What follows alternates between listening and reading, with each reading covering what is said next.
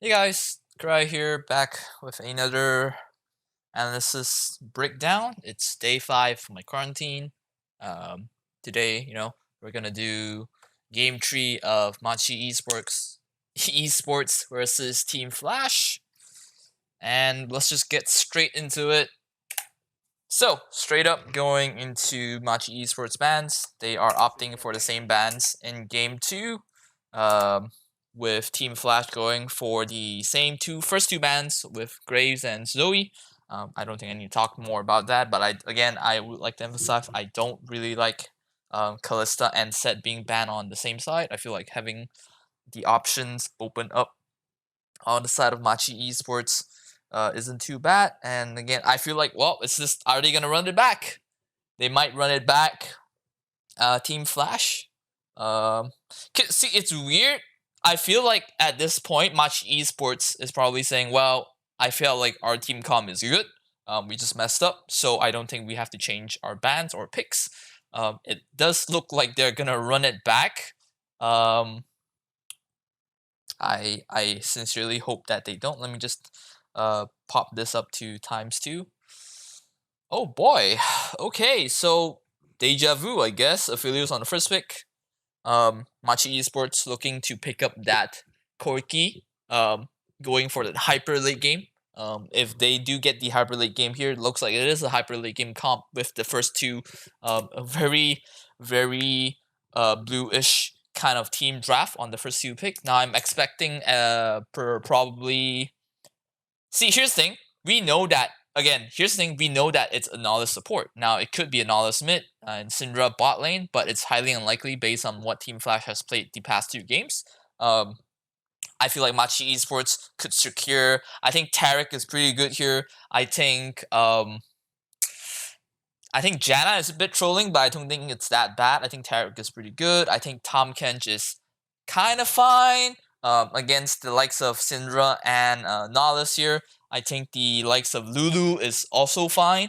But we'll see what Machi Esports has to pick. Again, they go for Lee Sin. Not a fan of the Lee Sin. I feel like if you're going for a Rek'Sai. Okay, Rek'Sai. I like Rek'Sai here because I feel like Rek'Sai has much more of a control kind of playstyle compared to Lee Sin. Lee Sin is all about making those controlling the early game, making those flashy, or well, not flashy, but getting some early leads for the team to smooth in into the mid game. Team Flash does pick up the Crocodile here. I can't remember if this is the same. I think they actually went. Oh God, was it? I think it was Machi Esports that went for. Yeah, it was Machi Esports that went for the Renekton and Team Flash that went for the Aatrox here. So Team Flash immediately banning out the Ornn with announcer from Machi Esports banning out the Olaf here. Kind of weird. I guess it's. I mean, so let's see. Graves is banned. They're banning. I don't like the Braum ban here. I feel like it's a waste. I feel like banning Tom Kench or Lulu would be great too. Even Bart would be really, really good here. I think Bart on the side of Machi Esports is insane. It's an insane pick here. Really, really holds the side of Team Flash down. But again, we have to see. Braum feels like a really wasted ban here. Ornn, I so it's weird. I think Ornn is a good ban. But it sounds to me that perhaps Team Flash wants to play against something squishy up top, and they don't want to have a Ornn and insert triple late game. But if Machi Esports is going for that triple late game, Team Flash looking to go for an aggressive early. It's so think of it this way: if you're going for a really aggressive early comp, you don't really care if the enemy goes for a really late team comp because you want to be winning at 20-25 minutes if possible, or at least get a lot of advantages. So even if you go to 30 minutes, you should have a really good fighting chance. So banning out the Ornn here just tells me that they just don't want to play against it, or the fact that they don't want them to get ornaments if they do get to the 30 to 35 minute point on the side of Machi X. Well, okay. Okay. So again, this is also another weird pick. If you're gonna pick Trundle here, why do you ban Ornn? I feel like there's much more other bans. You could again Port, Lulu, a lot of these mage enhancer supports that counters Nihilus really hard. Could be a great ban here as well. Looks like Koala is looking for that Trash Comfort pick. Oh no, don't pick. Okay, let's see. I was gonna say like Jace doesn't look like a really good pick on the side of Machi Esports, cause so let me just pull up the pen here. Epic pen. Oh, where is it? Okay, so on Machi Esports, on this side, it's really bluish late blue comp. By blue comp, I mean, you have a control board. You want to control the game. You're not looking for a lot of excessive fights. You're not looking to sin a lot. You're not looking to get a lot of attention, get a lot of resources to yourself. Sacrifice a lot of the team resources into you so that you can benefit. Sounds a lot like a black Magic the Gathering deck here. So this right here, a lot of bluish. You want to control. They want to fight for control. If they pick Jace here, this doesn't fit the team comp. It's kind of a grief there. Not gonna lie, guys. I think Mordekaiser is fine into Renekton. Not the best matchup, but Mordekaiser has a lot of flexible item lines. You could go for Seekers, you could go for Tabis, whatever you want to call them. You could go for Bramble. These are all fine for the Mordekaiser here into the Renekton matchup. Now, I was just thinking like it could be a Trundle top Renekton jungle, but I don't think that is unlikely the case here. Overall, I like Machi Esports team comp here. They are looking for a particularly late kind of team. So I expect them to actually run over the game by 25 to 30 minutes, perhaps even 22 minutes, if the early game goes well for them. Let's see what's the final pick for Team Flash. Again, I think the Trundle pick is a bit peculiar. I feel like they could probably go for Elise here. They could go for now, I don't like Elise as a pick. Again, I explained on my last video that she has trouble against teams that are much more coordinated. However, I do feel like based on how Machi Esports is playing and what Team Flash is trying to achieve with this team comp, I think Elise could be a pretty good pick here. I'm trying to think of another early game jungler. Olaf is banned. That's a problem. Graves is also banned. So I guess Trundle could be the answer. Could be the next best thing for an early game pick here. Don't think it's the Senna. Ezreal feels okay here, but I doubt it's gonna be Ezreal. I feel like Miss Fortune is still up here. I feel like a Miss Fortune pick here could be really, really good, especially with a Syndra and a Nihilus pick into going to your comp. Now, this is so okay. Look at this, right? So you have early game. You have kind of a blue red kind of comp. You have a red, you have a black, you have a red, blue again. I don't know what's the green. I'm just talking this on top of what I remember from one of those streams. But this looks like to me this is the kind of comp, and this is definitely blue. So it's kind of weird what Team Flash is trying to achieve. Again, well, maybe okay. So maybe like Syndra, not Syndra and Trundle and Ezreal, they can scale pretty well. Syndra, not the god tier kind of scaling champion, but she does have a pretty smooth game going out through. She has a pretty good early game. She has a pretty good mid game. Her late game is pretty decent, not the best, but not the worst as well. And we all know Ezreal. Ezreal has one of the most insane double item power spikes with Manamune and Triforce. If he opts to go for the Triforce instead of the Iceborne Gauntlet. I personally am much more of a fan of the Triforce. I feel like it is a much better item. On Ezreal, it provides much more value, although it is much more expensive. I feel like the damage is really worth it, and the components are pretty good, are pretty smooth going into Ezreal's build as well. Okay. I like Machi Esports team comp much better here. They just need to know how to weather down the early aggression coming in from Team Flash. I think Team Flash is definitely the aggressor in this match. They have to look for a lot of the opportunities on the map. Um, if I was Machi X, I don't really have to do anything except to slow down Team Flash.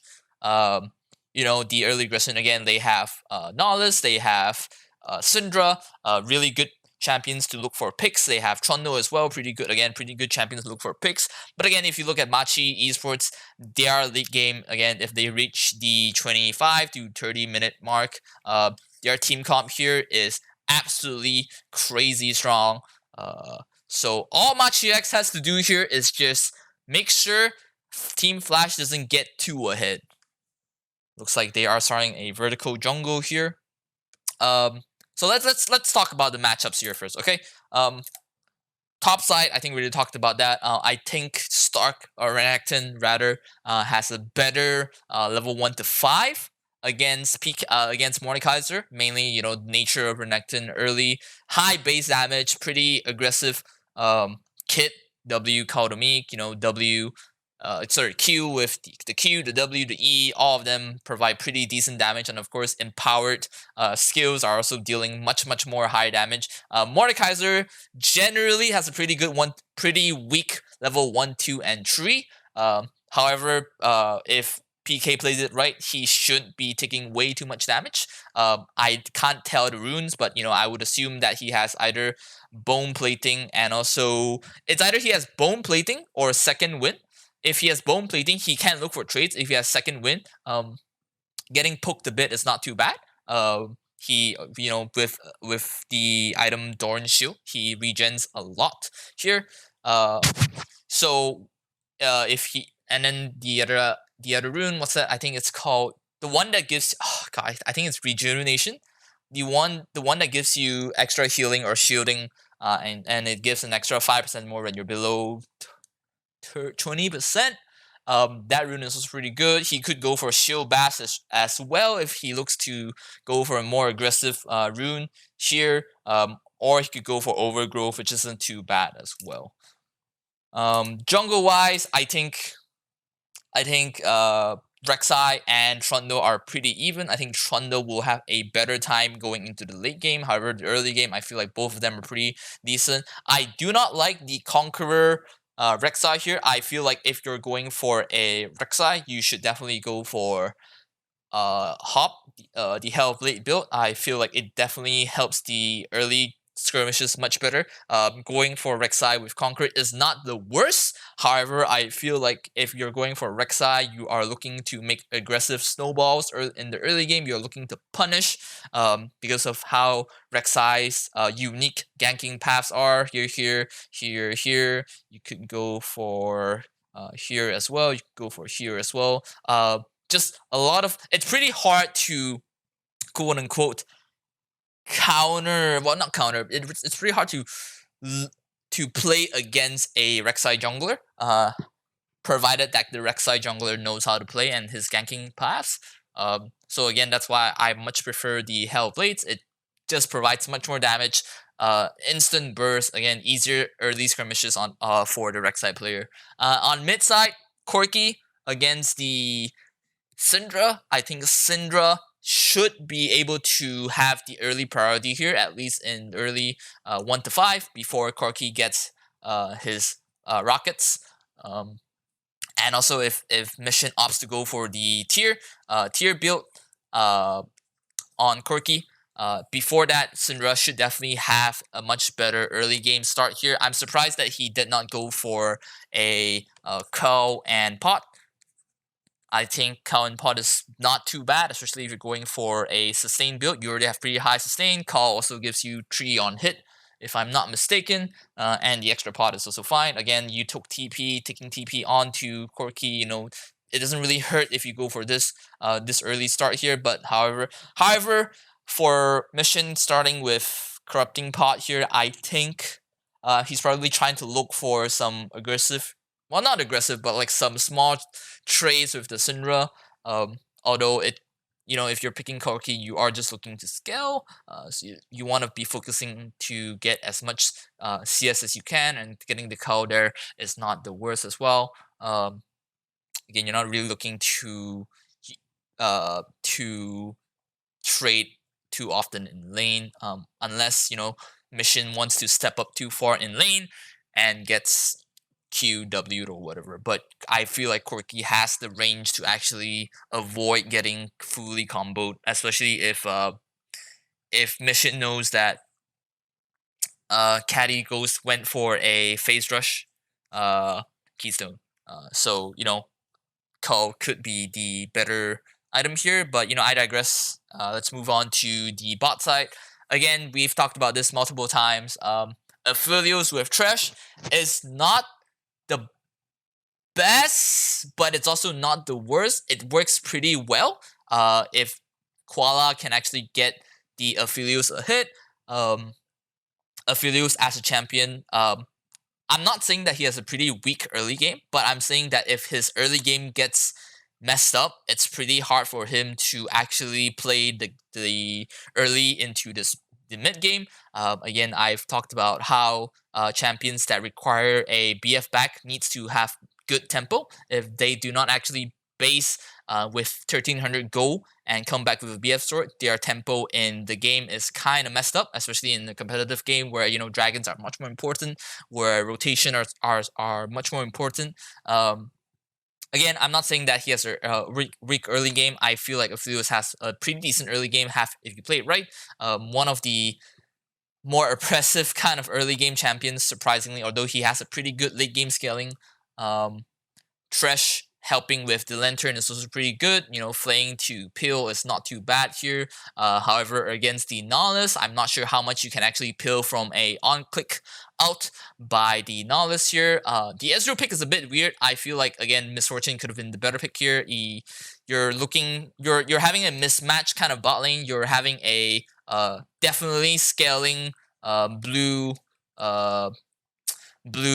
ADC and a red support here.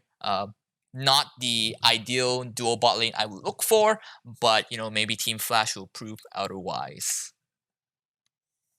Okay, let's see here. Okay, my internet is bogus. Nope. Yep. So this is fine. Wow, level 1 lantern start. That is pretty interesting here. I think what Yijin is looking to do here. So I think the gank is fine.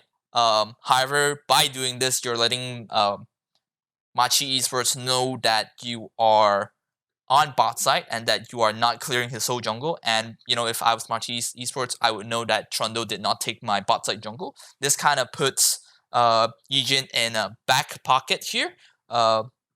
Because Gemini is already on to the second camp, whereas Yijin is only beginning to head towards the second camp here. Perhaps they are looking to burn the sum of Bruce. If they do burn Bruce's flash, again, I've repeated this in game 2, whenever Aphelios or any ADC that does not have a mobility summoner spell off cooldown, it's pretty hard for them to play the game, especially against the likes of Nihilus, against the likes of Syndra. And so I think Machi X is probably no, I'm sorry. So I think on the side of Team Flash, they're probably looking to just stop. They're probably looking to just burn Bruce's flash in order for them to make a play in the next couple of minutes. However, Koala have a surprising lantern start level 1. Saves Bruce's flash. However, by doing this, they give up a lot of pressure in bot lane. This kind of negates the early oppressiveness of Aphelios with the sniper rifle. Letting the Ezreal have a better time in laning phase. Okay, this is really interesting here. I wish I could see like lane so I know like what they're actually doing. Whoa, what happened? What? Yep, as well, okay, so okay, so I was like, wait, wasn't the jungler just in mid side? And I realized, okay, they are going there.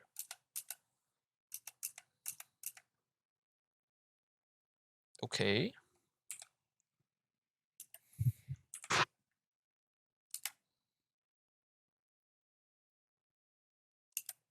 I mean, this is just like what Team Flash planned out by having Yijing ganked them at level 2. If so had them had if had they had burned Aphelios's flash on that level 2 gank, this would have worked much easier. However, it looks like they are going for Koala here, which kind of doesn't really make a lot of sense considering Koala has Aftershock. He gets pretty tanky, you know, with Aftershock proccing. Uh, both looks like this is actually a big win on the side of. Let's see. Let me see top side. I can't see top side farm. This looks like a huge win on MCX. Team Flash having to expand a lot more summoners here. I can't tell, but it looks like. Yep, this is definitely a huge win because if you look at top side here, the wave is actually frozen right in front of MCX's. Well, in front of PK's Mordekaiser. He's gonna collect that entire wave, and if he chooses, he can even freeze the next wave, deny the wave that's coming, deny Stark the wave that's coming, and he's gonna get a pretty decent level and CS lead against Stark. Again, we go back to the dive here. We go back to the dive here. It looks like, let's see. So he gets blue, he gets Grom, he goes to bot lane, Stark looking like he's having trouble pushing in. It looks like PK is okay. I feel like this is definitely a miscommunication here because I feel like if I were Stark, I would definitely have opposed to this dive here. Again, we know that Koala has Lantern. We also know that Awesomes are up on MCX's bot side. If I was Stark here, I would. So if you want to make this play, you have to make sure the next wave on top on Stark's lane is pushed in. Otherwise, you know, the freeze would happen. I don't blame. Well, actually, this play is weird because think about it, right? You don't really have to commit to this kind of plays. Because you're Ezreal, you are gonna get a early scale as well. Now, if you were Misfortune, this play would make much more sense. Although going, oh shit, what the fuck? Sorry guys. Although I did mention earlier that if you are Aphelios and you get dove this way, and if you do die, it puts Aphelios onto a really bad position where he loses a lot of tempo. However, again, I don't understand if you are the Ezreal, if you have heal, you see, look, right. So you have TP, right? You have Ezreal. That means you're looking to stay even or not get too far behind. Making this play doesn't make too much sense because you're saying that, hey, I'm looking to scale here. I'm looking to get the econ game here. Any kills that I get is welcome, but I don't have to force these kind of plays. So it's weird that they're committing this kind of type. I feel like PK probably shouldn't have to TP as well. Although I don't think the TP is too bad. I think saving the TP and probably, you know, just having trade. Well, actually, because PK TPing here is not too bad. Stark TPing is really bad. If PK didn't TP and stays in lane and knows that, okay, and you know MCX says like, oh wait, you're TPing, right? We know that it's not Syndra's TP because obviously Corki is looking at Syndra right now. We know that it's definitely Stark going down. Machi's X bot lane could just say, okay, they're TPing. How is top lane's lane position? yeah, lane position or whatever, lane management, lane state. Okay, lane state, my bad. Lane state, and PK should be saying, okay, it's frozen, I can TP, do you guys need the TP? If you don't, I get a really huge lead here, because obviously if it freezes, PK could just hold the freeze for however long he wants, and you're gonna destroy Stark's early lead here. However, going for the TP, it's not too bad because the wave is automatically frozen on the side of top lane. So going for this TP play is not bad. Again, I digress. I feel like this whole play here is just Team Flash forcing it way too hard. They might be looking to stop Bruce's tempo play here. They might want to just get Slater ahead, although I don't think that's necessarily. I feel like as an Ezreal, staying even is already staying ahead because you're Ezreal. You know you're definitely going to scale. You know that you're definitely going to hit your mana immune Triforce at some point, especially with TP. And, you know, overall, I just think this is not the wisest play from Team Flash.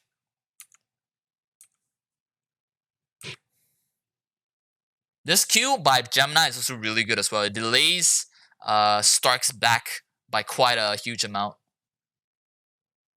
See, so again, I'm probably gonna say this a lot. Why are you pushing back? Why? Why? Like, why? Why are you pushing back? If you've so look at this, right? Look at the wave. Okay, there's 3 minions here. You know Corki definitely has the back because he's low health. You know, he doesn't have much mana. You know that he's probably gonna TP back. Why not? Okay, the moment he TPs, hold the wave here, freeze the wave here. You can base here. You're still gonna get these 3 CS because by the time that you recall, these 3 CS will die to these. The only difference is that the wave is gonna be held here. If this wave is held here, you're forcing Corki to push up further here, and when he walks up, you can TP back. As Caddy, as Syndra, and you can hold the wave here. You're forcing Corki into playing into this pocket here. So if he tries to walk up, if Yijin just stays here, and if he walks up, and if Corki walks up for CS, Yijin pops up. Gemini is forced to either burn Valkyrie or Flash. If he burns Valkyrie, that's 100. I think it's 100 mana or 150. I'm pretty sure it's 100 mana here. 100 mana gone. Pretty difficult for Corki to actually sustain the lane, even with corrupting pots here. So again, I don't understand what's with the pushing back here. You're not going to lose a lot because both of you have TP. You can actually just hold the freeze here, and nothing too drastic is going to happen even if you hold the freeze here. Not sure why this case is, but you know, I'm pretty nitpicky when it comes to these kind of plays here. Nolus also definitely did not have to help Syndra there. If I was the Syndra, I would tell Nolus to fuck off because I don't want Nolus to actually be stealing my EXP. Because look at this, right? So Gemini goes to mid, Eugene goes to mid. Gemini is like, hey, no, Mission is like, okay, I need help pushing this wave. Gemini is like, no problem, bro. I'm gonna help you push the wave here. I'm gonna get like double EXP. So at this point, Caddy is already sharing EXP with Eugene. Let's see. Yep, he's sharing EXP with Yijin. Then he shares EXP with Palette, and now this next wave is gonna be shared EXP as well. The next wave that comes through by Mission is gonna be solo EXP, which is on the side. If you look at the very small picture here, Mission actually gets a lead by doing this. Yep, they are looking to opt to. Okay, let me just look at this replay slowly. So Palette goes in, hits the. Oh, okay, they messed up D. Oh man, they messed up it really bad. This is just bad on the side of Slater. Yep. So Slater actually hits Koala first, making that misplay there, having him have to tank, and then being forced to E out of that dive, making the dive nearly impossible and making his whole team kind of grief for him. It's weird, isn't it? It's weird to think. Okay, PK, I see you freezing this lane. So again, Corki against the he does go for the tier here. Mission does goes for the tier. He is just looking to push out the wave. The lane state should get better for Mission, but let's see what actually happened here. Wow, that's really bold. That's really bold.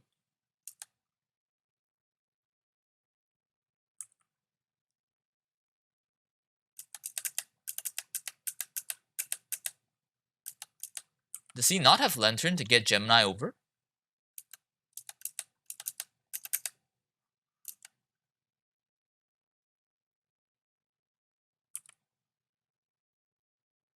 I'm just looking at like why is Machi so delayed onto this response here? It feels like they're hesitating to actually take this fight.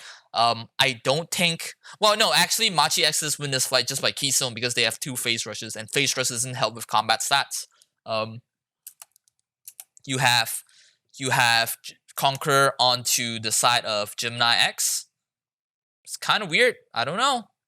2 kills going to Team Flash. Definitely Team Flash is going to be really happy with that. Gets a free Drake as well. So Koala stepping here is fine because you have Mission who has first roam on onto the river, and you have Gemini stepping just slightly. Okay, nope. Gemini stepping just slightly behind here. If this happens, I feel like the hook should have instantly came through onto the Trundle, Lantern here, Flay knock up what's his name, Mission, Valkyrieing to actually, deal as much damage, trying to pop the Trundle here because he has no he's definitely not gonna have Aftershock. He doesn't have what's that called? Fleet Footwork, he doesn't have Hell Blades, he doesn't have Conquer, he doesn't have Press the Attack. He has Phase Rush, which might help him escape, but it again not gonna offer too much combat stats here. So I feel like this should have been Machi X's victory here. It feels like there's a bit of hesitation going onto the side of Machi X. I don't think if it was a full-on 3v3, Machi X would have won, but because Machi X was here first, they definitely could have dealt a load of damage onto the Trundle before Syndra even reaches. Syndra is all the way back here, by the way. You're going to have Rek'Sai and Corki be here first. It's going to be a 3v2 for at least 2 to 3 seconds. So a small misplay coming in on the side of Machi X. Yeah, looks delayed. Like Gemini just goes in after Koala is already dead. Not sure what that is. Again, this is I have a really nitpick when it comes to my support going to mid and helping me push the lane because they take my EXP, especially if it's a cannon wave. Now, I'm sure at this point Pallet has a stack of his support item.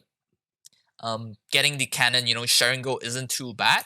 So I'm not gonna complain too much. But if I were to complain, I feel like getting the solo EXP onto Syndra is really strong. We all know Syndra's level 6 power spike is insanely good, especially with this 2-0 lead. If Caddy was to be a bit more selfish here, definitely could have hit 6 much sooner than the mission. But of course, we know that Caddy had shared EXP with Pallet early on when they made that exchange in mid lane. Again, look at this, right? My bad, guys. Sorry. So Koala, sees Yijin and Pallet. Koala is like, okay, the pillar comes down. I know my Rek'Sai is behind me. I know my mid lane is already here first. It's definitely a 2v2 for at least a couple of seconds. Why not? Lantern Rek'Sai, come here. Hook or Flay Yijin. I say we target Yijin. It's better because Yijin has phase rush. Phase rush instead of the Nautilus having aftershock. So Yijin is definitely a easier pick to go for. And instantly pop him here. Look at this, right? So this is times 2 speed. They spent 4 seconds deciding, okay, should we go into this fight here? 4 seconds. Now, if they actually went on immediately onto Yijin is dead. And also, I want to talk about the fact that Rek'Sai has Conqueror instead of Hell Blades. Look at how slow the combo is coming in from Rek'Sai. Okay, look at the bar. Look, I want you guys to focus at the bar here, right? This is his her Fury stack. Rek'Sai is a girl. My bad, guys. So Koala dies after 4 seconds of thinking, at least 3 seconds of thinking. Gemini goes up, pops 50, gets stunned. Okay, isn't able to get the instant Fury stacks if he had Hell Blades, and is forced to run here and dies for it. I'm gonna point out as well, Rek'Sai's Flash is really expensive. What I mean by that is some champions, I always talk about this in my coaching sessions, is that some champions, they have much more expensive Flash compared to other champions. So Rek'Sai is definitely one, because Rek'Sai's Flash into W is a really good play. You have Annie with again either R into Flash or W into Flash, making it a really good combo. You have Hook Champions, pretty expensive Flash as well. So whenever you burn Flashes onto champions that have a much more expensive Flash, it's a big deal compared to burning Flashes onto Trundle, because Trundle's Flash isn't as expensive. You don't really get a lot. I mean, are you gonna like Trundle your my bad, guys. Holy crap, this is bad. So you know what? There we go. What are you gonna Trundle Flash into E? Like, that doesn't really do a lot. It's no different than walking a couple distance and doing it. I mean, of course, it's gonna be good if you know that the enemy has no Flash and you Flash pillar them, but definitely a Flash knockup or a Flash stun or a Flash hook is much better than a Flash pillar. So this is just one small thing to point out there. Gemini looking to look for a dive. Not sure if that's a great idea here. We know that PK is 6, which means Stark's level 6 is not too far behind. Of course, we have to put into account that PK has a much level lead. If PK actually froze the wave earlier, they do opt to not look for that dive here. This is kind of weird coming in from Machi X's bot lane. We know that Palette is actually topside. I feel like Koala could actually look for a more aggressive play here. Aphelios's 2v2 is really good, especially if he has the right guns. Right now it's Infernum and Gravitum. Infernum and Gravitum is not too bad, especially when they are about to rotate out into Severum and Chakra. Severum and the... So you know what, I'm just gonna... So the handgun and the shuriken gun. I feel like... So this is a classic example of like, oh wait, the enemy support is roaming. Why are you playing it as if it's a 2v1 here? Now you could argue that, okay, we don't know where Trundle is, and that's a reasonable argument there. But again, I feel like Aphelios and Shresh has a pretty damn good 2v2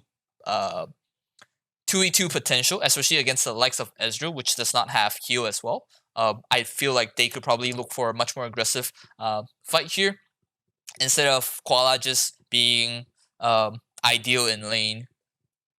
Again, there's the missing pink notifying that, okay, where the fuck is Palette?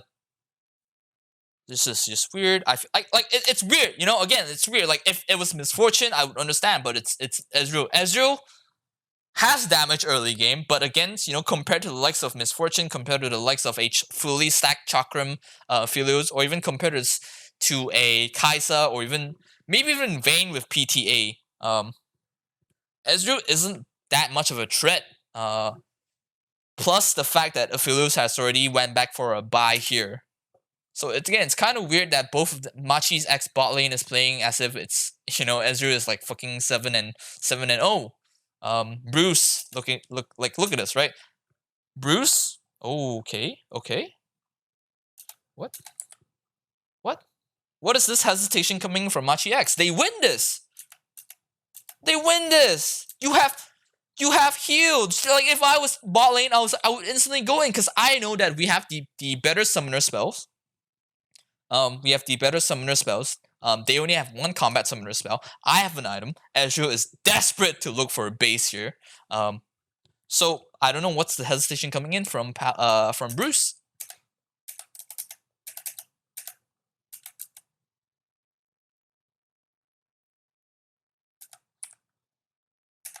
Like the only argument I could think of. So he gets a hook here. Now the only argument I could think of is Bruce is afraid of the Nautilus hook, which is a reasonable argument here. So I guess slightly backing off is fine. But again, we know that Slater just uses I feel like in this case, it's bad if you get hooked. But even if you get hooked, you can't afford to get hooked by Nautilus because again, you have heal, you have ult. You have the ult doesn't really give you any heal, but you have ult to actually for the extra damage here. And Ezreal already burned his E. Kind of weird. This play is kind of weird. Not too sure why they hesitated. It worked out all in the end, anyways, because Gemini is around, and because Gemini is around, Team Flash making the smart play, going for a cross map play, stealing the blue buff, and also taking the Harrow here. So if they killed Ezreal, it would have been fine. It would have been great, although it doesn't hurt Ezreal too much because he does have TP. Then Machi would have had an actual pretty good play. Although again it doesn't hurt Ezreal, but because they only killed the support, it doesn't really give them a lot of benefits here because end of the day they only get like 300 plus assist goal, right? Look at what Team Flash is getting. They are getting a Syndra blue buff. They are getting Syndra blue buff. They are getting Harrow, which should translate into at least 320 gold, or a full turret plus first blood turret, which is roughly. Oh god, I can't think of it at the back of my head. I think it's like a total of. I want to say it's a total of 570, but I'm pretty sure it's more than that. So they're actually getting this much as compared to just, Machi X is getting 300 gold here. Now, it's not a bad play for Machi X to make that play, but I would have preferred if they actually committed onto the Ezreal there. Burning the Ezreal flash isn't too much because Ezreal has E anyways. It's kind of poor too because they actually traded 3 summoner spells for 2. Well, they technically traded 3 for 3 because of the TP. But TP isn't a combat summoner spell. It's much more of an econ. It's always going to be an econ spell here. Machi X. Oh boy.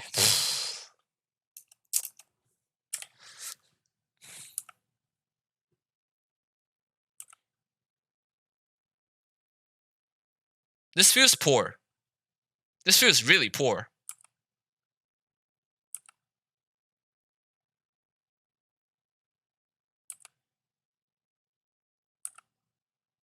I'm trying to check like what they actually did. Rek'Sai looking to annoy Ezreal, actually wasting time. So this is actually really poor by Gemini here.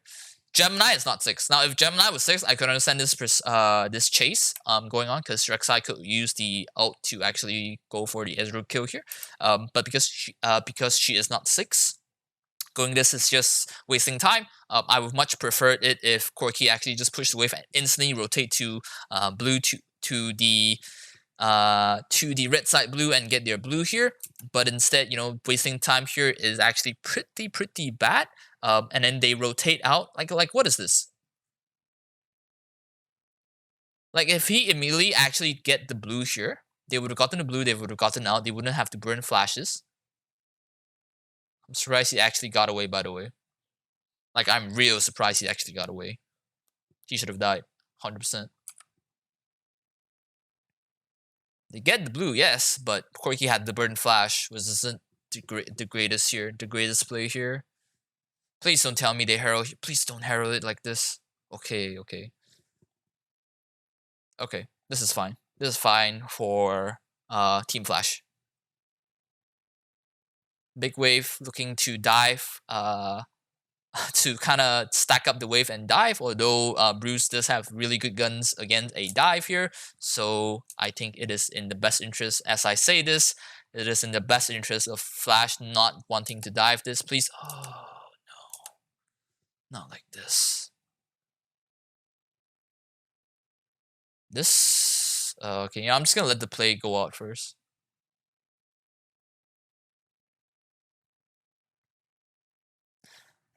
So, Team Flash does not, and I repeat, they do not have to make this play. They do not have to force this play. This play feels really forced. This play feels like there's really no reason to do this play here. I would much prefer it now. Although I say like they shouldn't use the hero at mid. If they're gonna do this kind of play anyways, they might as well do it at mid. Although putting it here means that they're getting bonus gold for the Ezreal, although it is split 3-way. So, let's see, 160 divided by 3, that's 5, 10, and like, what, 54, 55 among 3 people. Right? Right? Tell me I'm right? So it's 15, 10. Yeah, okay, so 54, 55 among 3 people, which isn't a lot. At max, you're gonna get like 58 because you're gonna get 2 stacks. Still isn't a lot. That's pretty much a 1.5 min wave, considering that 1 min wave has a cannon here. You're not really gonna open up this turret anyways. I feel like you could definitely have held the Herald for at least another 4 minutes here because the timer is still early. You could hold it until the plates are gonna break anyways. Making this kind of play is kind of forceful. Again, I repeat, Ezreal with TP, you're looking to scale up. You're looking to actually play the lane even, and if you're even, you're winning because you're Ezreal. Ezreal in a winning or in an even lane is already pretty good. Ezreal is a scaling champion. You don't have to force him to win lane. Of course, Ezreal winning lane is a great thing, but you don't have to force this. Because again, you are Ezreal. You are looking to have tier. You're looking to scale up. So this play feels kind of forced. And of course, let's see, I'm curious how Stark was able to let PK TP for free. That's what I'm curious. Because Stark should know, okay, I have TP up. PK definitely has TP up. If I was Stark, I'm gonna be forced to okay, I should definitely be trying to fight Stark here. Because if I don't, if I was Stark, I would definitely look to fight PK here. Because if I don't, PK is definitely looking to TP down there. So in the end, Ezreal and Pallet does die. Stader and Pallet does die. Dying for a really forceful play here. Pallet is not even 6 yet. Again, as I say, like if they're gonna make this kind of play, just go mid, just get 2 platings, try to open up mid lane turret. Because if you open up mid lane turret, I repeat, I always say this in my coaching sessions. If you open up mid lane turret, you're gonna open up your mid laner, and your mid laner is able to control bot side much more easier, and you're gonna make bot lane be afraid. Because if bot lane walks up while mid lane turret is down, mid lane will always be able to push into tier 2, making your mid laner having to farm under tier 2, making the enemy opposing mid laner being able to roam into your jungle for free. Oh, is Pallet thing again? Yep, Pallet inted. Now he's forced to base. He can't stay. If he stays, he's a walking 200 gold. Oh wow, please don't tell me they get this for free. They do, don't they?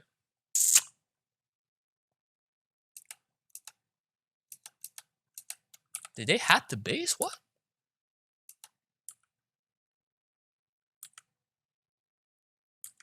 I'm assuming, yeah, IE, okay. This is fine then. I was like, okay, they just got 2 kills. And probably they want to base because Bruce has a lot of gold. So I guess giving this Drake isn't too bad. Kind of flustered, not gonna lie. I'm not playing the game, but I'm getting flustered here. So it's expected for Team Flash to get these Drakes here, but because MCX has quite a lead for their team comp, it's fine if Machi X wants to contest for these Drakes.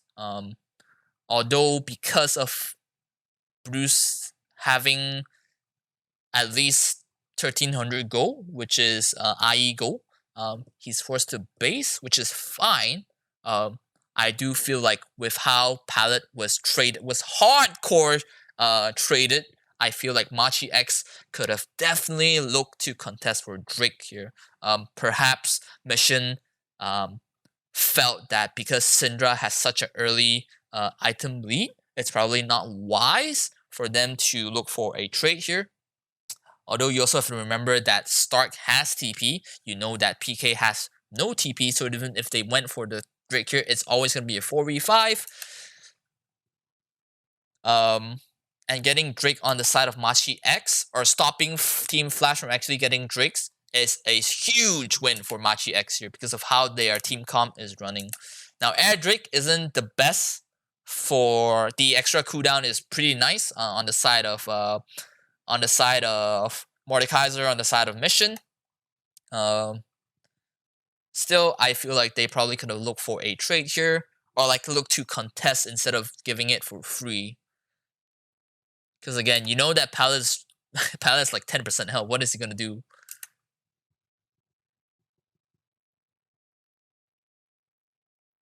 Okay. Now, one thing I do want to point out, the reason why Gemini is behind in EXP and why Yijin is actually so ahead is because of the.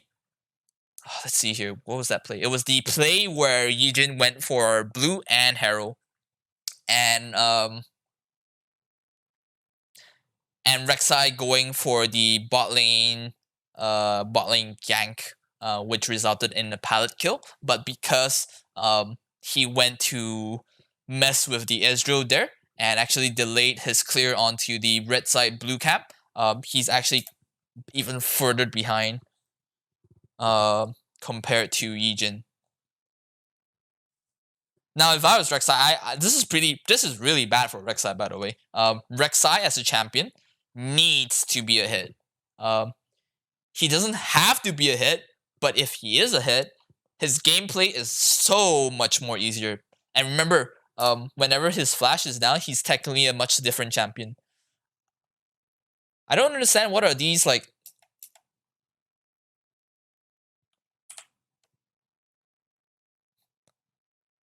I was thinking like I don't understand what are these EXP shares. I feel like if I was the Syndra, I would get a bit slightly annoyed. But again, it's not the end of the world.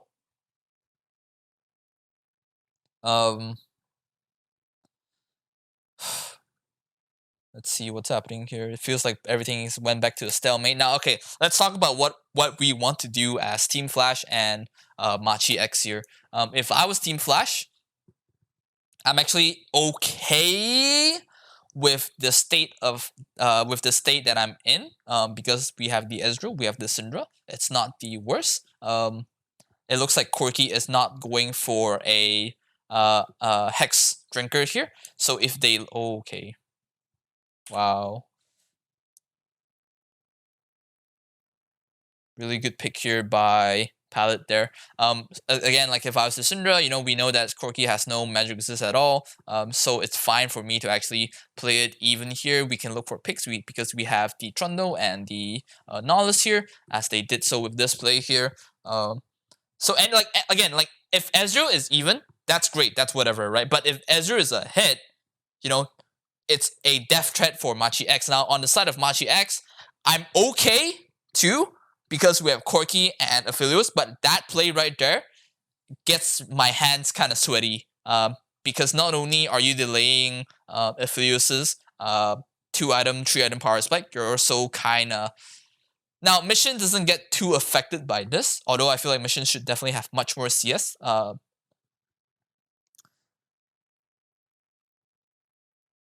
on, sorry. Wow, he actually dies here. Wow.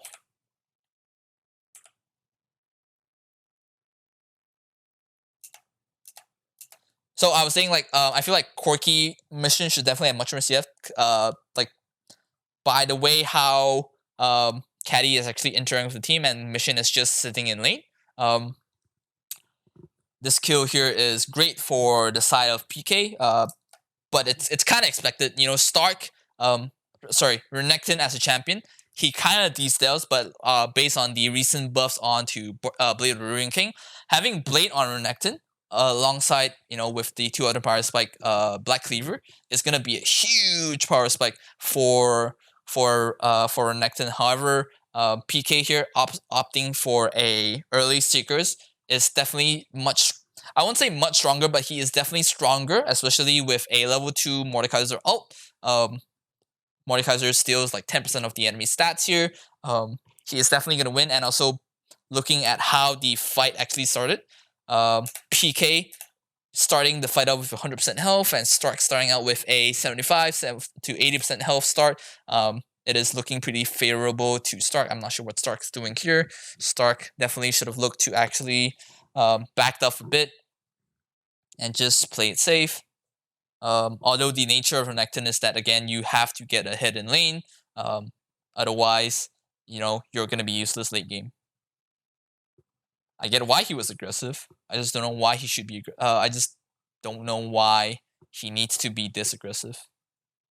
Third Drake here. Looks like it's going to be a full-on 5v5, favoring the side of PK. Favoring the side of Machi. X in terms of summoner spells. They didn't have to burn TP. Flash should be able to get this for free here. Well, not for free, but like if they go for a full-on fight here, Team Flash should be able to kind of win the fight, unless, you know, Pallet and Yijin is chunked this hard.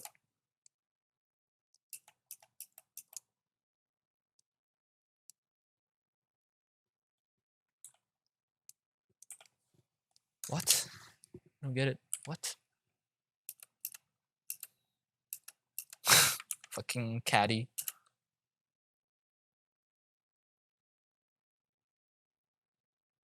Did he get chunked? Why are they so chunked? Oh, was it the big one rocket? Hold on. Wait, does Corky have package? No. Wait, it looks like he does.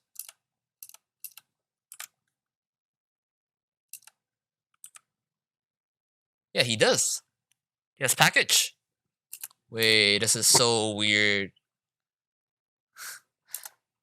On hindsight, or like initially, I thought like Flash is just gonna instantly wipe out one side if, like, you know, Pallet chooses to engage, Yijin chooses to pillar one side of the map. They should wipe one side of the of Machi, because of, you know, you have Syndra out, you have Trundle out, you have Nautilus out. You're just gonna instantly kill one guy because Trundle out is gonna reduce the stats to 0 or to almost 0, and you're gonna get the Drake for free here. And it's also, you know, Syndra is pretty strong as champion. Oh my goodness, why? Not so it's so weird. Like, they are. I don't like. Okay, if you're gonna play so much for the Ezreal, why is the Ezreal going for a defensive kind of build here? You don't really need the slow because you have Trundle and Nautilus. You also have Syndra. You're getting played by your team, so why not just go for the Triforce? It makes so much more sense because your team is literally saying, "Hey, we're gonna put all the resources into you, so you better be able to carry this," you know. And then he goes for fucking Iceborne. Iceborne is not the worst item on Ezreal. It's the second preferred item on Ezreal, but still, Triforce just makes so much more sense. Triforce Ezreal is on a worlds different compared to Iceborne Ezreal. What's with the hesitation on the side of Team Flash? What's with? Oh, okay. Okay. I also hate the fact how Team Flash is positioning themselves.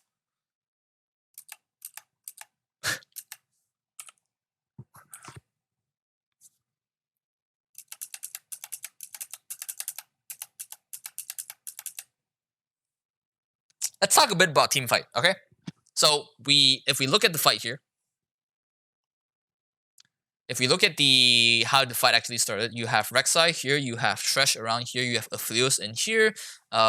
and you have Mordekaiser way behind here. You have Corki here. So Machi X is actually in a really separated spot. Now, I don't think Pallet actually made the wrong move. I feel like his team actually made the wrong move here. I feel like Renekton should have definitely be on this side. Pallet being on this side is fine as well. And then Syndra should have been here. If Pallet wants to be on this side, Syndra needs to be around here. So you're actually making a front line here, you're making a front line here. So when they choose to fight, Trundle could either pivot this side, or Pallet could actually go for a hook into an out here.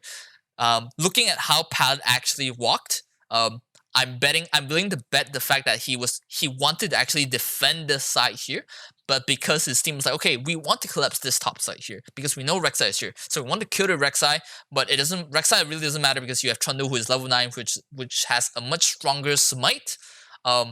So there's really no point to actually kill the Rek'Sai because Rek'Sai is already so much weaker than the Trundle.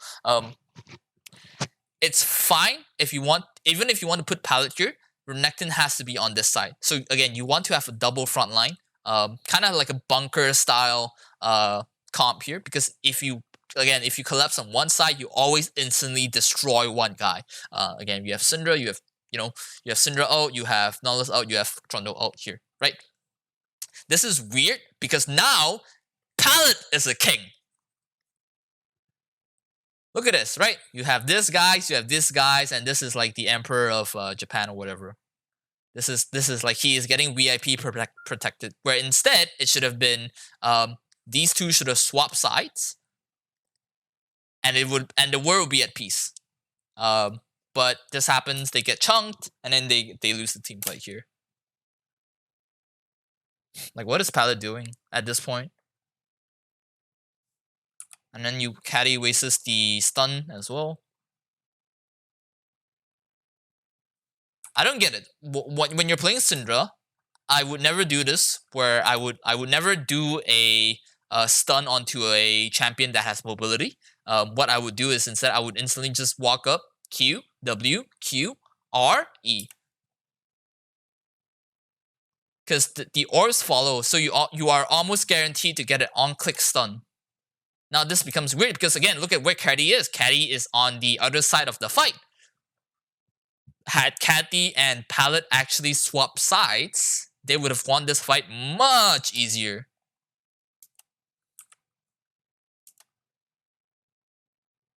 Because now Caddy has no stun. Because he wasted stun onto a Corki, and Corki is now going to get really ahead. And now they get Drake. Machi X gets Drake. It's just a really, really, really, really messy fight that I don't like. That I do not like. Bruce also getting a lot of free hits. Now, let's talk a bit about Machi X's positioning here. I think Machi X's positioning here is fine. They have... Let me just... So, what's happening here? What? Okay, yeah. So they have Mordekaiser on the front. They have Rek'Sai on the front. They also have Thresh on the front. They have a Philios on the back. They have Mission on the poke here. Now, Mission on the poke, I'm not too sure if that's a great choice. But based on how Mission is actually piloting Corki here, I think it's fine. As long as he doesn't get free hooked. Now again, if Pallet was here and Pallet actually engaged on the Corki, now this would have been really bad for Mission. But because Pallet chose to actually rotate the roundy do here, it makes it perfectly fine for Mission to actually just keep having free pokes onto Flash here. So I think Machi X actually played this fight really well against Team Flash here, resulting in a 2-for-2, I think. Oh, 3-for-3. Was it a 3? Oh, it could have been a 3-for-2 here. But this is fine as well, because again, if you're on the side of Machi X, this is... Any even trades for Machi X is fine, because they have 2 scalers. 2 hyper scalers, by the way, mind you. Getting the Inferno Drake is always welcomed. Inferno Drake having extra 4% there is always a delight to have. Now we move on to Harrow. Oh no. You guys smell that? Oh, it's about the fiesta. It's about to happen.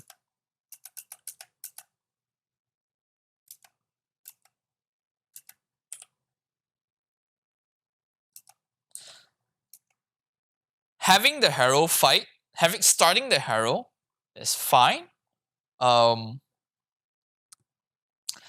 Machi X don't have to commit to this. Because at this point, because plates are down, hero is not that valuable. Hero, unless you can get a team ace and instantly pop 3 towers in a row, hero is really not that valuable. If I was Machi X, I would instead actually just rotate to mid, take the free mid turret here, or at least get some farm, some free farm, and actually just get ahead by having more econ. Because what are you gonna do with the hero here, right? Hero basically does the same thing if Machi X actually just rotated to mid here and actually just get the turret here for free. Because hero is just gonna get a turret for free, or at least deal 2.5k to a turret for free. But at the end of the day, depending on how one team uses hero,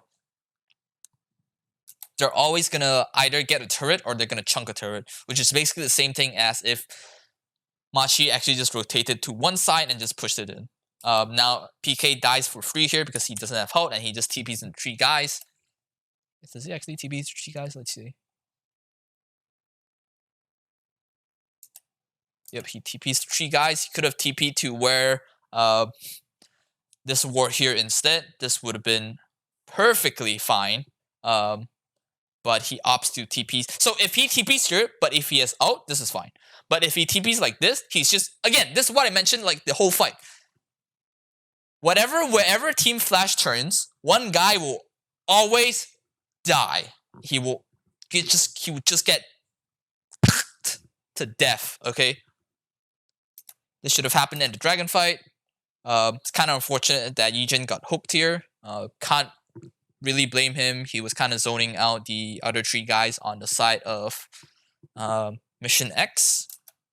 That was kind of a good hook by Koala as well. Oh, this actually turned out pretty great for Machi X.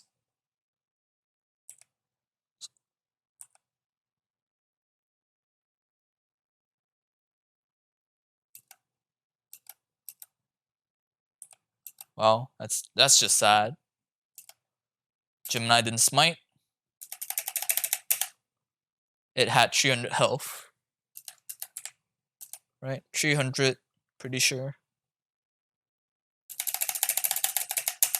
At least 3 or 400. 480 is what I saw. He didn't smite. And then they go for the fight here. Please don't tell. Oh, okay.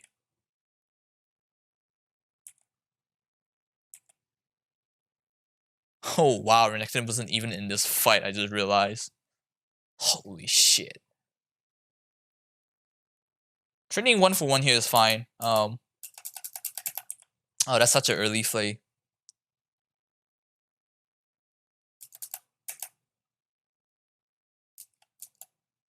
That's a bit early on the play there.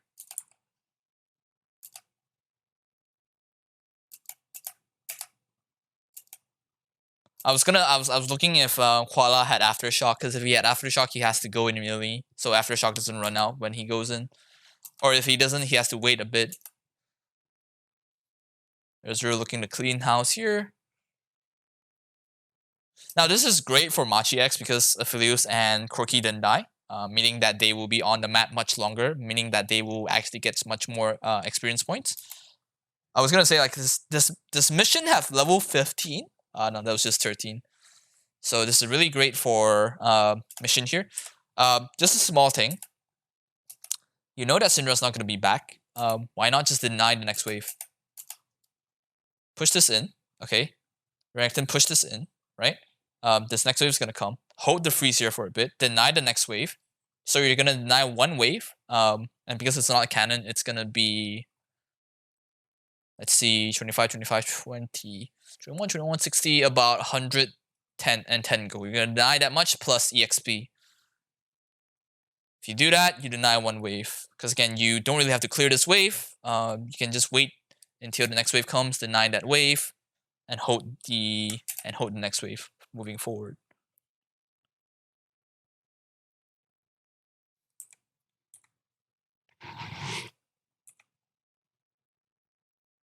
It is an Inferno game. And Team Flash, let me tell you this, they do not want Machi X to actually get the Inferno Soul. If they do get the Inferno Soul here, Corki is going to be an insane champion with Inferno Soul. Wow, he actually didn't die. What? Why not just out, Caddy? Caddy, why don't you just out? Your team is already committed. Let's get this. Just get this. Go mid or go top. Get wards in. You don't even have to get mid turret here. Oh, okay. Yeah, like, I mean, this is what you use Harrow for.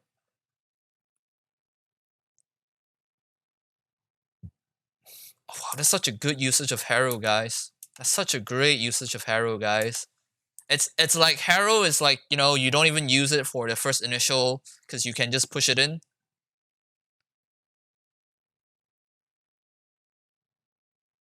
And now you don't even get tier 2 turret.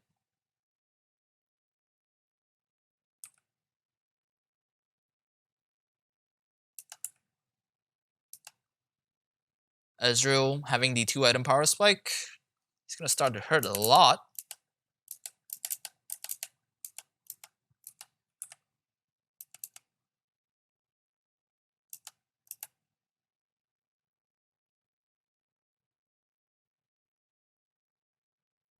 So at this point of the game, Rek'Sai is gonna be kind of irrelevant because, you know, he definitely offers way lesser compared to Trundle. Now Trundle dies here because of the Mordekaiser ult, but even with that, Rek'Sai can't really do too much. I'm assuming Rek'Sai didn't had flash in the previous fight here. If I was Machi X, going for a 1-3-1 here won't be too bad. Okay.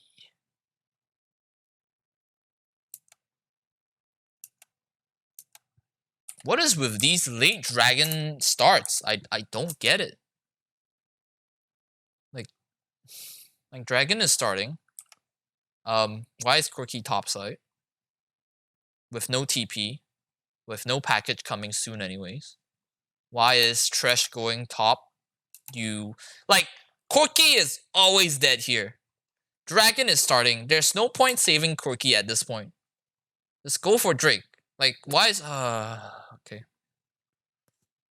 You know 2 is at least top. So even if you want to go top, you're just saving Corki and you're just letting Flash having free Drakes here. It is the third Drake. You have to contest for third Drakes here. It is Machi, you know, mission kind of control by getting that turret that at the end of the day it's just econ turrets. You know, which it doesn't really make too much of a sense, especially if Drake is coming soon. You really don't want one team to have the third Drake because it puts them at so point. And now Machi X just gave away a free Inferno Drake here.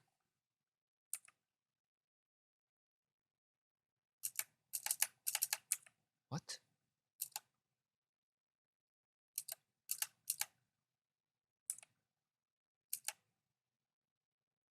Wait, how did Koala know that? Huh?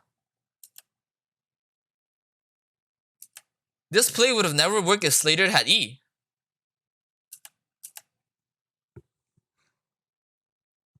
I'm so confused. What?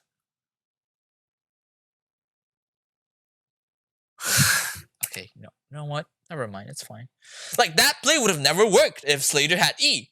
If Slater just E's the moment Bruce Flash plays, you know, there's a chance that Koala gets a good hook, gets a good prediction hook. But Slater, if he had E, and if you just eat towards this side, you'd have always been fine. I was thinking, like, how did Slater know that? How did Koala know that Slater had no E? That's the surprising part. So if again, you know, I digress. You know, if I was Team Flash, I'm in a pretty great position here. I just need to hold the minions, hold the turrets here, and I'll be fine. I'll be absolutely okay. I don't have to worry too much. Again, like I don't know how he whatever, because we are on soul point. We're on soul point, and again, Ezreal with Inferno Drake is also going to be an extra monster here. Looks like Ezreal is opting to go for the Death Dance build, which is fine, which is great. Whoa, how did he get chunked?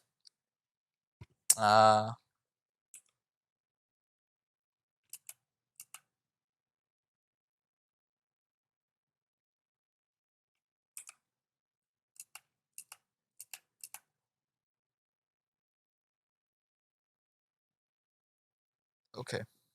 I was wondering, how did Syndra get chunked for free?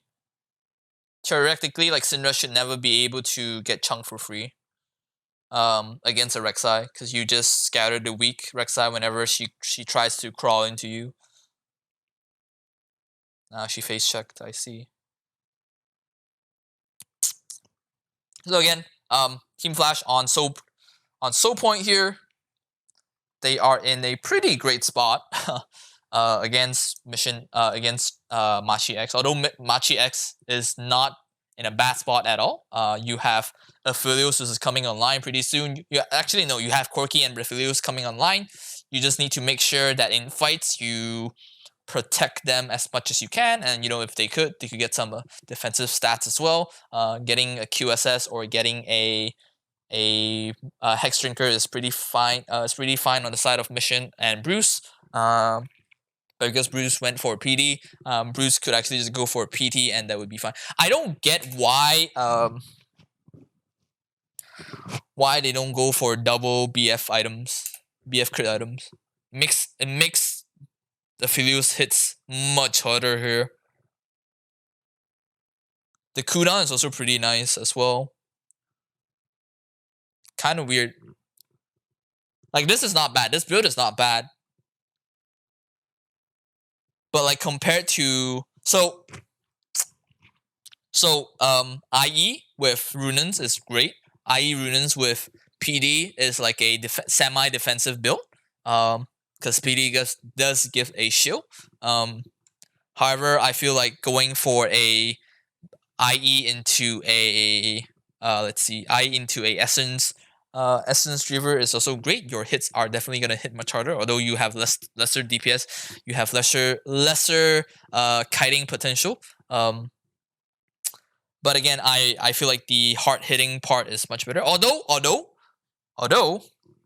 perhaps Bruce does realize that the fact that his team can't really peel as much for him, so going for a double Zeal item here isn't the worst option here. Okay, this is looking pretty good. Yes, just hold the pokes. Those are great.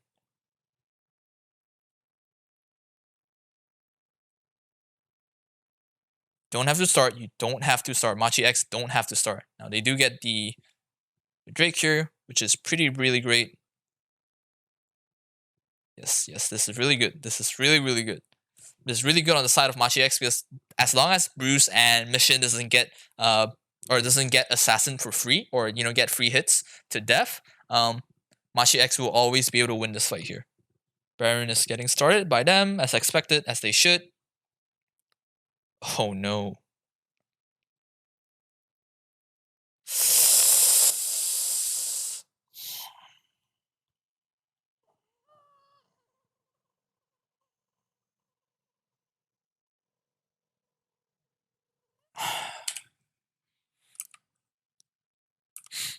I think Slater might have just won that game for them, by the way.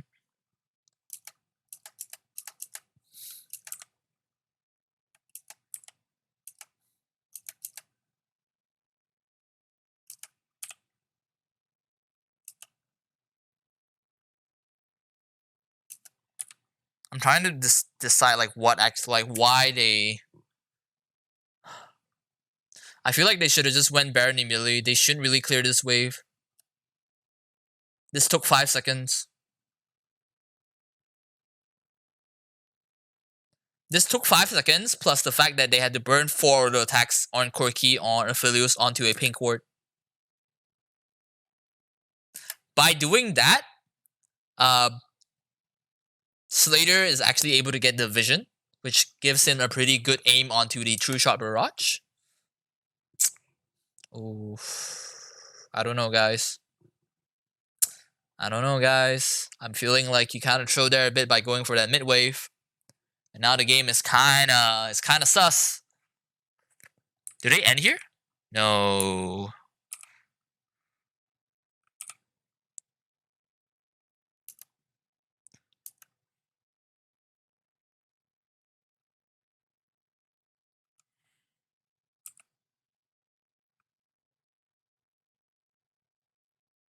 True Shot Barrage gives vision for a while.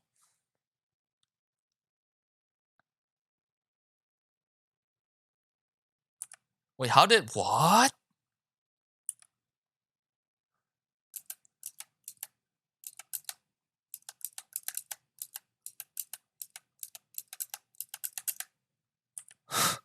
Oh no. Oh no.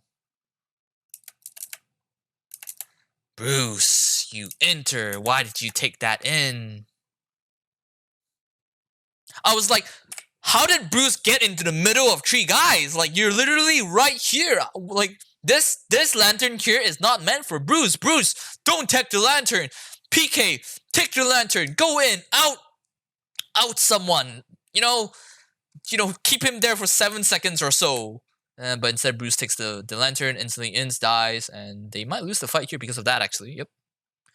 Because remember, as long as Aphelios and Corki is in, they can always win the fight. Oh, okay, now the game's over. Yep. Well, Machi X kind of drove this game, not gonna lie. They had a really, really, really, really good, like, 28-minute, 27-minute, but, now, I'm not gonna discredit Slater, because I feel like Slater actually played this, really, really well. At least that Baron fight really, really well. It takes guts to go in, so I'm gonna give him credit for that. But I feel like Machi X could have definitely played this much better as well. Again, I always quote this, like, Ezreal with 2 item power spikes, with 3 item power spikes, is one of the strongest champions in the game. Having that is just detrimental for the opposing enemy team. And plus the QSS now, it just looks pretty. If Ezreal is able to run loose onto the side of Machi X, it's pretty hard for Machi X to actually lock him down, considering that they don't really have an on-click unless you have Gravitum, on-click spell onto the Ezreal. But then again, Ezreal has QSS, but that QSS is for the Mordekaiser out. Again, I digress. Point is, it is pretty easy for Ezreal to just run through the team, run through Machi X here. Now they're just trying to play for Infernal. That is a really early Trundle ult. That is really early. Looks like they're just looking to zone, which is fine. Yep, now, okay.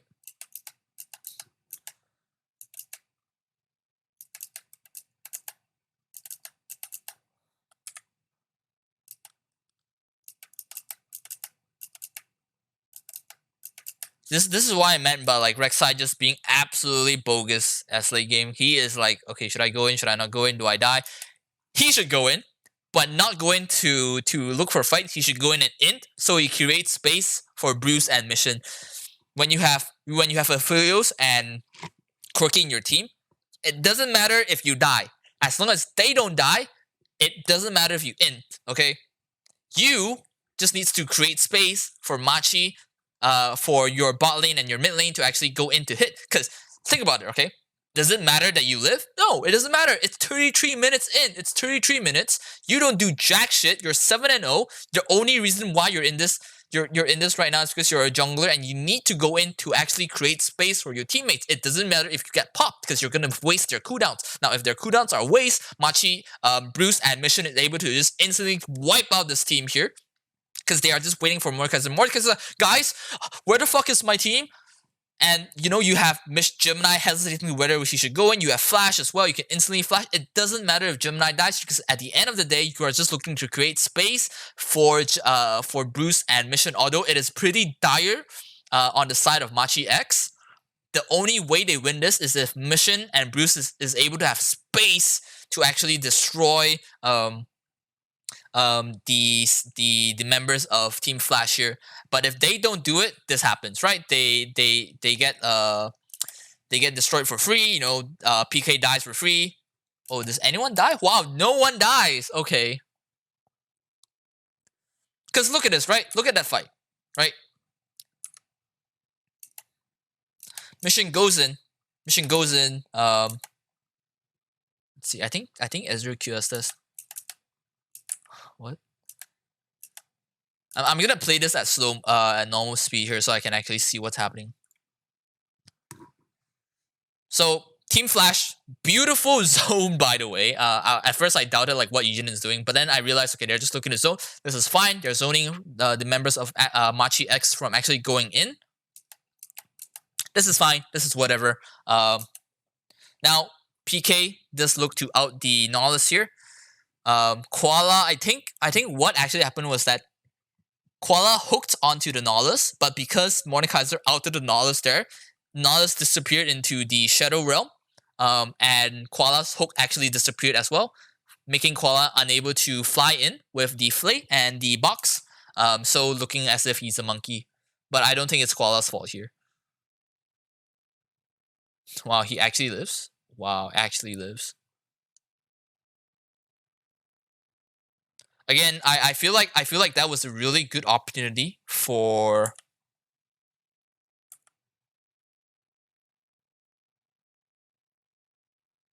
like right here. This looks pretty good for Machi X. It's just that Bruce and Mission need space to actually go in for a fight. You have to go in. You are forced to go in because you are the ultimate late game insurance for your team. And if you don't go in, you're not really doing a lot.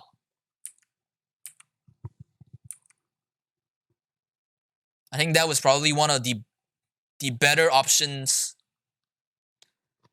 for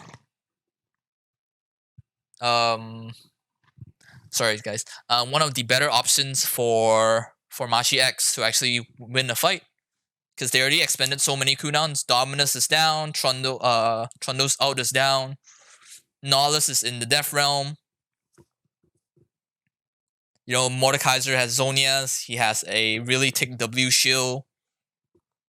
One of the best times, I'm just saying.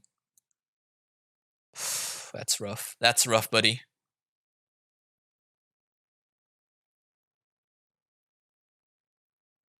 Okay. Quirky looking to have a good pick here. Ezreal with 6 items is insane. Right now, Ezreal is like it is on Ezreal to actually carry this game now. It's not on Syndra.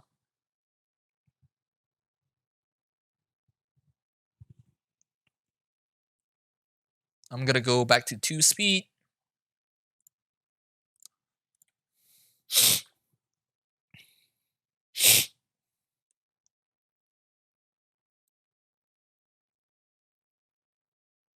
Oh, is this the favorite time of the day where the losing team is like, you know what, let's go for Baron here. Oh baby, I love it. Okay. The Hexdrinker saving him there.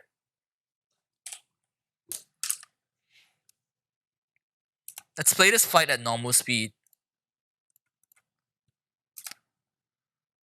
So he gets a hook, gets some free damage in, doesn't Valkyrie the stun.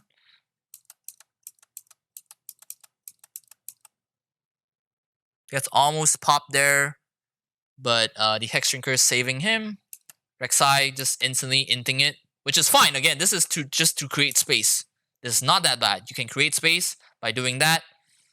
But Nautilus just such a strong champion to just on-click them, and the instant clean ace coming in from Team Flash destroys the hopes of Machi X.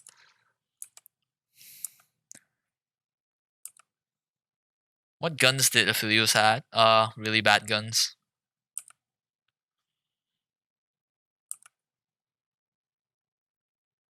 Yep, he had bad guns all the way. Red and green is not a good combo, guys.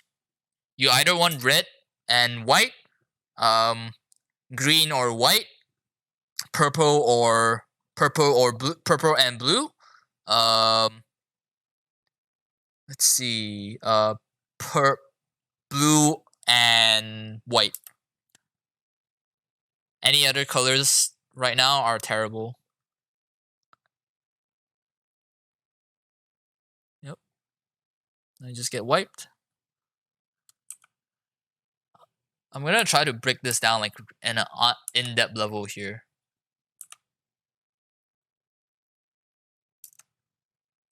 Where's Mordekaiser? Why don't Mordekaiser just out in the middle? Or just TP earlier? Like right here. Mordekaiser, you have TP. Just TP. Like the moment this hook landed, TP. TP, okay, zone. So this happens, right? If you TP as Mordekaiser right here, if you TP, you're zoning these two out, right? You're not doing a lot of zoning, you know, let's be real here, because this guy has Banshees and this has Banshees, this has QSS, so you're not really doing a lot. But what you're doing is that the moment you're TPing, they are forced to actually wait for you to TP. They can't just run through your TP, right? Okay, so you're creating a kind of a zone against these two, right? So Yujin and Stark are gonna get free hit by Aphelios, Trash, Corki, Rek'Sai here. When that happens, you're forcing into a 4v2 and a 1v 4v2 and a 1v3. Yeah. If that happens, your team is gonna be really happy. You're gonna get MVP of the game. But it looks like PK opting to hold on to his TP.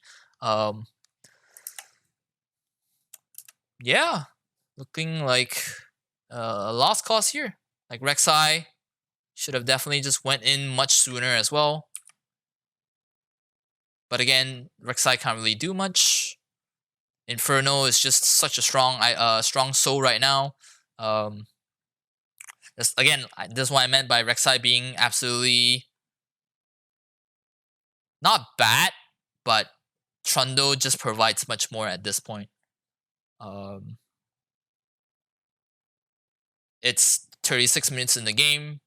You're not a hit as Rek'Sai because again you have a really good bluish team. Rek'Sai is the mismatch here. Even Sejuani would have been fine here because you do have two hyper carries. If this was a tank, Zac would have been okay. Sejuani would have been fine. Although there is a Trundle. Trundle here just kind of destroys the hope of even having Sejuani or Zac. Still, it will provide a much more easier time for Machi to actually create space for the two carries to actually try to deal as much damage. Because if you don't have space for Machi X's bot lane and mid lane, it's just really hard as a Aphelios and a Corki to deal damage. Team Flash actually pulling out a 2-1 win here. So I guess that's it. I believe that's the games there. I think later on it's just the highlights. Is this gonna be a best of 5? Oh, it's a best of 3. Is it? Okay. So it's gonna. Oh, sorry. Yeah, it's a best of 3. So a best of 5. Yeah, it's a best of 5. I'll probably continue tomorrow. So yeah, I do wanna note is that one thing when like players play all the way to the game, you also have to understand that there's like player, like, you get nervous, you panic, you don't think straight. Hence why there's a lot of misplays going on, because again, it is a high stakes game, right? So I don't wanna flame too much on like some simple mechanics, but I do believe when you play as a team, there should be some simple macro plays that everyone should know, and it shouldn't be based on like selfish decisions like that Corky save there, where you clearly know that dragon's coming up, you shouldn't even be topside, you know that you have to contest for this third Drake, and you shouldn't let it go for free. One of those things are definitely the big factors that why Machi actually lost this the third game here. Um, Hopefully tomorrow I'll be able to. I know it's kind of slow. I know it's kind of draggy. But again, I don't have the stamina to actually talk more than one game, especially if I'm going for a kind of a deep dive onto games like this. Um, but I'm doing as much as I can, and of course, I know I could be improving a lot more. I know some things I'm not saying. Like, don't get me wrong. I don't have the answer to everything, but I hope whatever I say kind of gives an insight. Of course, people who watch to this point, if there's any, you are free to give your comments below. I'm really open to debates. I feel I don't mind having a debate. In fact, I encourage having debates about these kind of topics. So just feel free if you have anything, and I'll see you tomorrow.